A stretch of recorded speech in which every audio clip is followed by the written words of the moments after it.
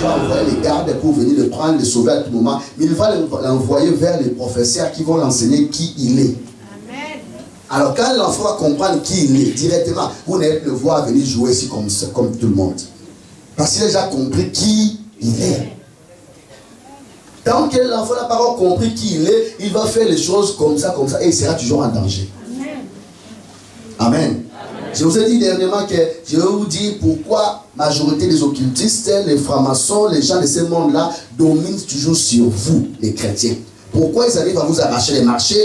Pourquoi ils arrivent toujours à être supérieurs à vous? Pourquoi quand vous avez des défis avec eux, ils arrivent toujours à gagner? C'est parce qu'ils sont conscients de leur spiritualité de l'autre côté. Ils arrivent à étudier la nature et dompter sur la nature. Mais vous qui priez Dieu, vous êtes limités. C'est pendant que vous appartenez au plus grand.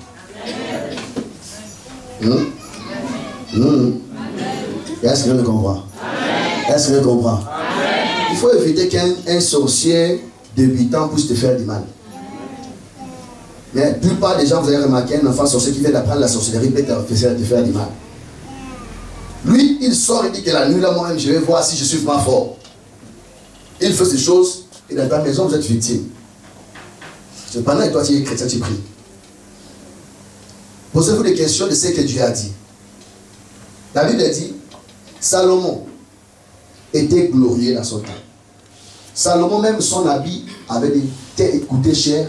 Même ses serviteurs s'habillaient gras. La reine d'Éthiopie, quand elle est arrivée Salomon, elle était étonnée de ce que Salomon était. Même seulement sa maison et ses serviteurs, c'était tellement compliqué. La Bible dit que Salomon n'a pas nommé la nature, mais Salomon a causé avec la nature. Adam a nommé la nature. C'est Adam qui a donné le nom. Mais Salomon a causé avec la nature. Il causait avec les animaux, avec les arbres, avec les feuilles. Il parlait. Alléluia. Et le Seigneur prend la peine de vanter Salomon, mais il dit à la conclusion, maintenant vous avez plus que Salomon. Amen. Ça veut dire qu'un chrétien est plus que Salomon. Amen. Vous n'avez pas compris. Amen. Je dis, un chrétien est plus que Salomon. Amen. Si Salomon a causé avec la nature, ça veut dire qu'il a eu la peine de dompter la nature. Alors toi, maintenant qui as Jésus, tu es plus que Salomon. Donc tu peux faire plus que Salomon. Mais qu'est-ce qui donne l'accès pour que le monde spirituel commence à t'obéir? C'est d'abord prendre ta conscience. Amen. Amen. C'est quoi? C'est quoi? Tu dois, dans la conscience, la première question qu'on se pose, c'est quoi? Qui suis-je? Il faut se poser de bonnes questions pour avoir de bonnes réponses. Amen. Si tu te poses de mauvaises questions, tu auras de mauvaises réponses. Qui suis-je? Tu es qui à l'église? Tu es l'enfant du pasteur? Tu es la femme du pasteur? Tu es le cousin du pasteur?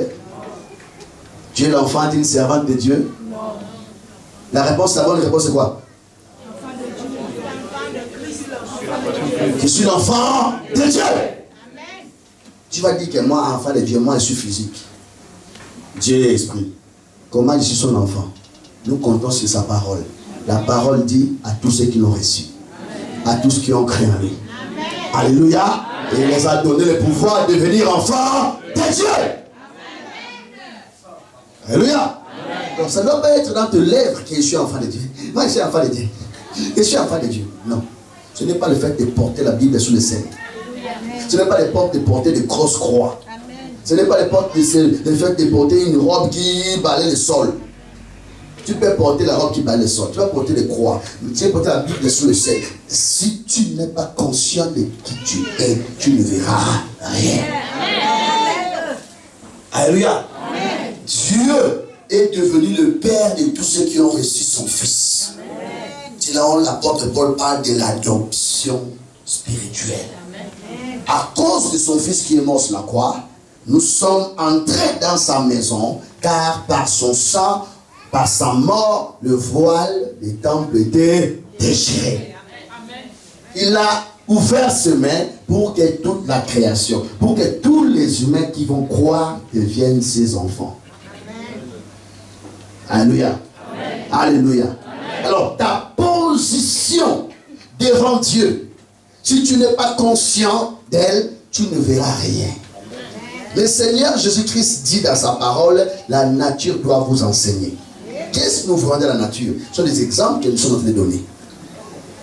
L'enfant d'un chef d'État, il est conscient de qui il est. Même quand il est devant toi, il est conscient de qui il est. Même quand vous buvez ensemble, il est conscient de qui il est. Si les problèmes arrivent, c'est là que tu comprendras que toi, tu es une autre personne. Vous comprenez? Les Américains ici au Gabon, au Cameroun, au Congo, lorsque la guerre commence, tu vas comprendre que vous êtes tous au Gabon, au Congo ou au Cameroun, mais il y a des Américains et des Français. Amen. Quand l'avion va venir pour prendre les gens, ils ne vont pas te prendre toi. Ils vont prendre les ressortissants. Alléluia. Alléluia. Amen. Nous ne sommes pas tous enfants de Dieu sur la terre. Nous sommes d'abord tous créatures de Dieu. Mais Dieu ne veut pas seulement que nous restions créatures parce que la création a subi la corruption. Du péché à travers Adam et Ève. La création a été touchée par le premier Adam. La création a été touchée. Tout celui qui naît descend d'Adam est un pécheur. Et le salaire du péché, c'est la mort. Dieu par son amour, il ne veut pas que nous restons créatures, nous restons pécheurs, mais il veut nous sauver, nous donner la race, nous donner une nature et l'identité qui nous convient. Cette identité, c'est devenir fils, fille de Dieu. Alléluia. Alléluia. Alors si l'enfant du roi de ce monde est confiant par rapport au pouvoir, position de son Père, et nous qui avons le Père assis au-dessus de l'humanité, au-dessus des siècles, il est assis dans la gloire. Alors, la compréhension que nous devons avoir, la conscience que nous devons avoir, l'attitude que nous devons avoir doit être différente de ça déjà de ce monde. Amen. Alléluia. Amen. Alléluia. Amen. Prenons l'exemple de notre Seigneur Jésus-Christ lui-même. Il est venu sauver le monde. Mais il est venu étant humain. Mais regardez lorsqu'il était face aux autorités de ce monde, face aux hommes. Il savait que si Dieu ne permet pas quelque chose, personne ne peut le tuer sur la terre. Amen. Il leur disait, il a dit à Pilate quoi? Tu ne peux que faire quelque chose parce que tu as reçu l'ordre. Si ce n'est pas ça, tu n'as pas de pouvoir sur moi. Est-ce que vous comprenez? Tu n'as pas de pouvoir sur moi. Tu n'as pas d'autorité sur moi. Tu le fais parce que mon Père a permis. Parce que c'était prévu que je mette pour l'humanité. Si cela n'est pas le cas, tu ne peux rien. Il n'était pas impoli. Il n'était pas orgueilleux. Il n'était pas, je ne sais pas moi, hautain. Il n'était pas... Mais il connaissait qui il était. Il savait que je suis sur la terre, mais je ne suis pas de cette terre. Je ne suis pas de ce monde. Retourner. Alléluia. Amen. La conscience nous donne même le comportement. Amen.